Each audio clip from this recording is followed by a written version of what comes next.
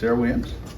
I mean, I don't know. I haven't checked yet, but I'm sure she'll be fine. I haven't heard anything either way. You guys have your second Huskies of Honor celebration tomorrow with Aliyah Edwards coming back. Yeah. Just obviously her 4 years here were very turbulent with the program, with COVID, injuries. Yeah. Her last few years, she just became like such a good consistency, reliable piece for you guys. What was her impact on this program? You know, like you said, I think that group that came in, Paige, Nika, Aliyah, obviously they had a huge impact as a group, and they all kind of did it together sometimes, individually sometimes. Things didn't go according to plan,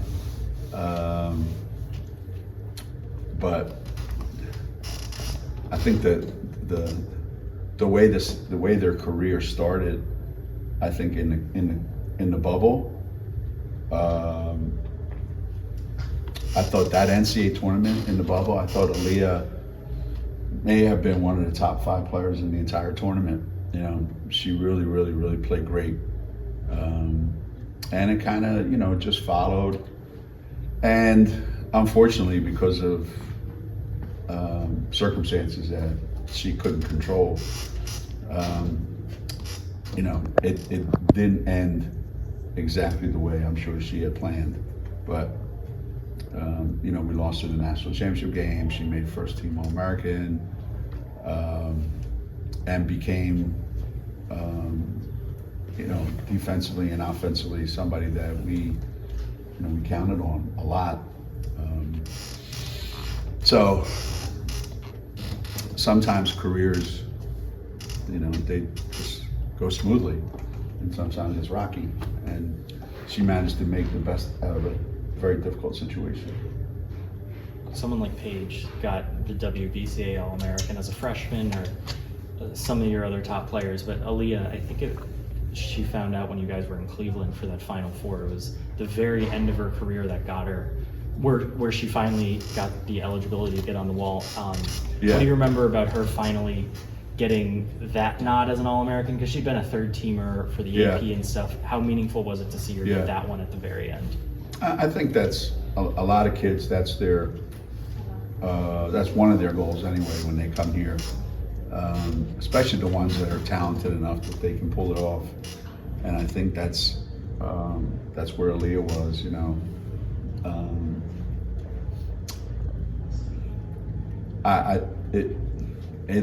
it could have happened earlier, maybe.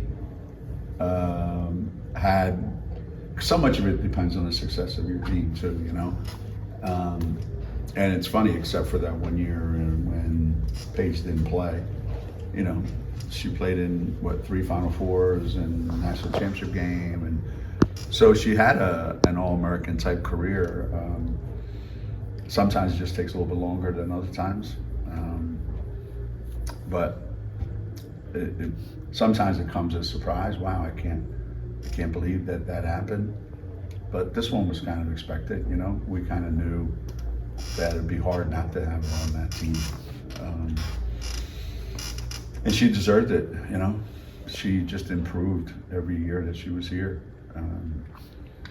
And I think watching her, when she came back here, spent a couple of days practicing, she's still improving. Kind of on that, she went from 6th Woman of the Year to a Most Improved Player to an All-American. And it's just kind of what stands out to you about sort of the way that she was able to kind of make that progression year over year? Yeah, I think there's a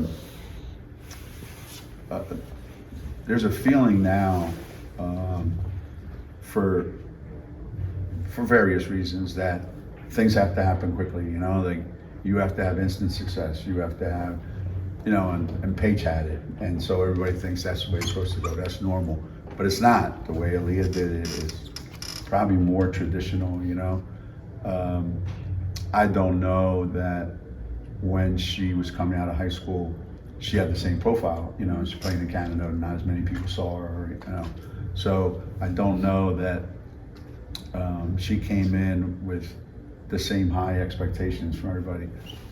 So she, I think, gradually got better and better and added more and more.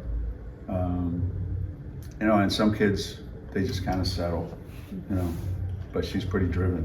And I think that's what, you know, that's what allowed her to make that kind of progression every year. What have you been working on in practice the last few weeks? What do you see that this team needs to either continue to improve upon or get a lot better at? For us, I think it's always the same. You know, we watch film, and the hardest thing is to keep getting better because we're nitpicking at some things.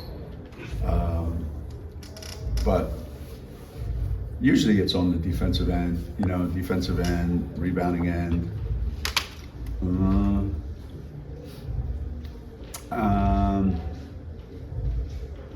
Trying to make sure that we do an even better job of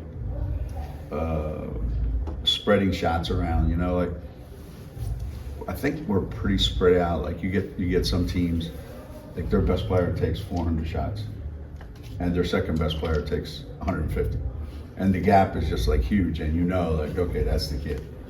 So for us, and I think AZ and Sarah are almost identical, maybe 2 or 3 shots differential.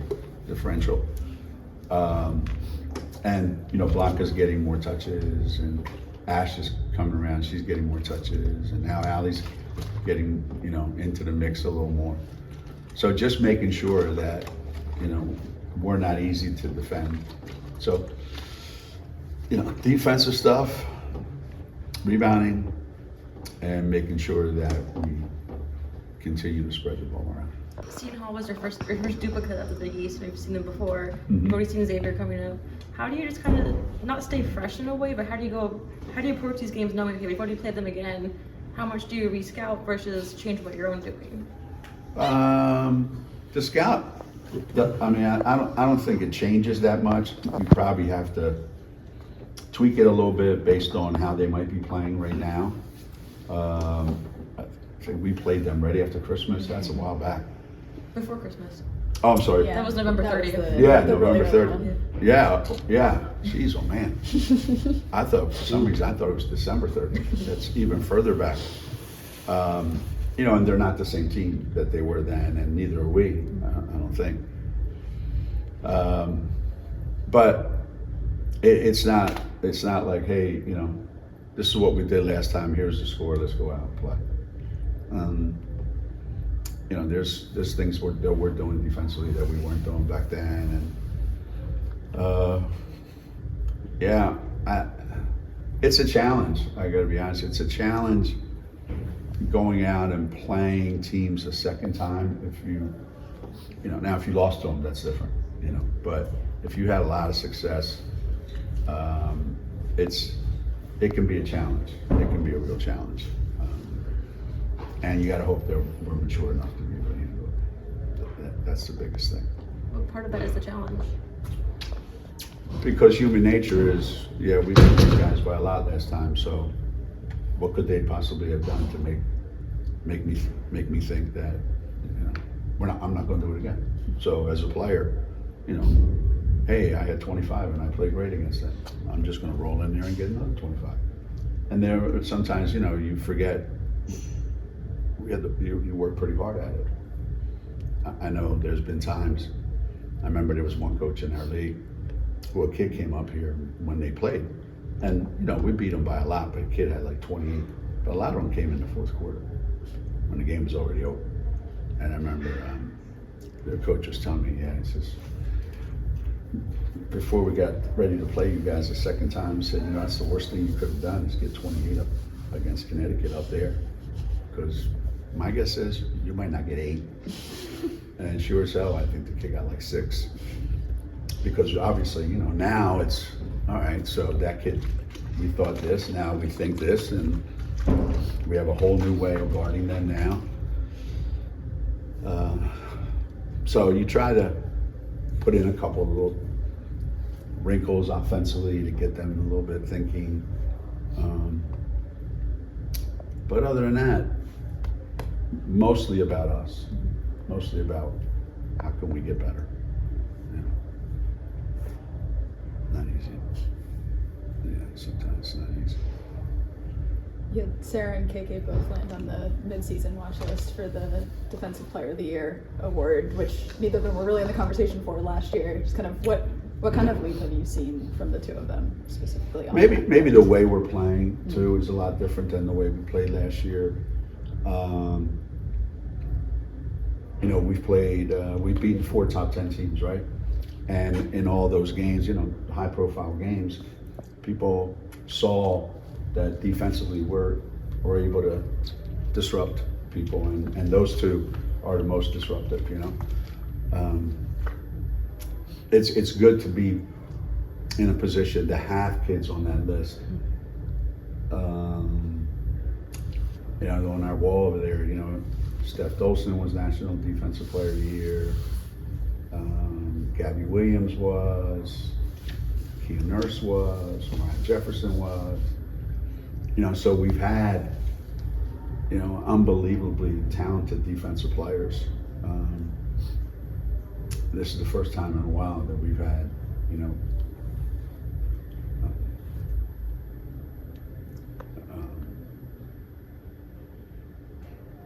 not counting Paige thinking she should have won it 3 years in a row. We haven't had anybody on that. So it's kind of nice that people look at us and think that, you know, we have a couple of defensive players that are pretty good. Those are 2 good ones. Those are 2 good ones. For tomorrow's game, not to look past it to a more marquee, at least, matchup? Yeah, that's always a that's always a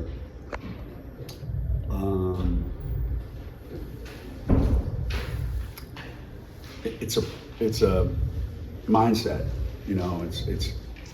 It's trying to do it leading up to this, because if you've been overlooking certain teams the last 2 months, then there's a pretty good chance you're going to overlook this one too. So the fact that we haven't done that we haven't overlooked anybody, you know, we just try to go out there and play the team that we're playing that day and not worry about what's coming next. But human nature is human nature. You know? There's not much you can do about that. Have some teams in the past been more susceptible to that? I mean, I don't remember that being the case. I do remember there's been times when we had a huge game, let's say, on the weekend, and we had another game Wednesday or Thursday, and that team that we played Wednesday and Thursday really took it hard, because our guys were just already in a lather about playing. So it started with that game, and you know, you remind them, say, hey, listen, you know, if we don't play great, let's say tomorrow night, if we don't play great tomorrow night, then, you know, we're gonna, what, all of a sudden, oh, well, now that it's Sunday and we got a better team, don't worry about Wednesday. That's kind of not how we work here. I think you're undefeated on challenges this year with that new rule, and you've got a new video guy. So just what does that process look like between him looking at stuff, getting it over to you that this is something you should challenge, when to maybe use that challenge? Yeah, generally we're right on it. We had one in the Notre Dame game, right? That's right in front of our bench. And we challenged that one and we won. And it happened in the first 3 minutes of the game, actually. He lost the whole feed right at the 3-minute mark. So if it had happened anywhere else, and it wasn't his fault, it was whatever was coming from the truck got all screwed up. And so if that would have happened at the 5-minute mark, we would have never had it. So as long as we have clear evidence, you know, it's like what you watch on TV. you know, in the news. When you got clear evidence of something, then you got to go with it. And that's what we do. We don't take chances. You know. Sometimes other coaches challenge, and I think they're going to get the ball. I happened to see, no, I was in the timeout, and I said, it's going to be their ball. And they came out of watching the video and said, Connecticut ball. Then when you watch it on the film, you can see that it went off the seam hall kick. So, you know, and you just have to have the right angle, you know. And every arena has cameras where you can get a lot of different angles. Some don't though. Some you can only get this angle and you can't really tell. But so far so good. Phil's done a great job, and you know, Morgan's got one, Phil's got one. It's like everybody's got an iPad, everybody's watching the game. Everybody's an expert, everybody knows everything. I'm the only one that doesn't know diddly because I don't have an iPad. I'm just guessing. You know? That's lousy. That's the worst thing I've ever seen. You know, that didn't look that bad on the film, coach. I don't care what it says. So yeah. How'd you spend your snow day? Here we had practice. Sunday, nothing. Sunday I was just home watching some football. Watching how the Mongols conquered the world.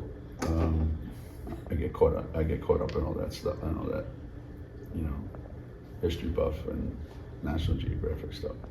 Then I watched the football games. That was it. I got stuck in my driveway. I couldn't get out. You know, like I can't wait till they plow the streets. Then, you know, they plow you in and you can't get out. And I thought, oh yeah, it's not that bad. And now you're stuck out there and you gotta go get a shovel and shovel your car out.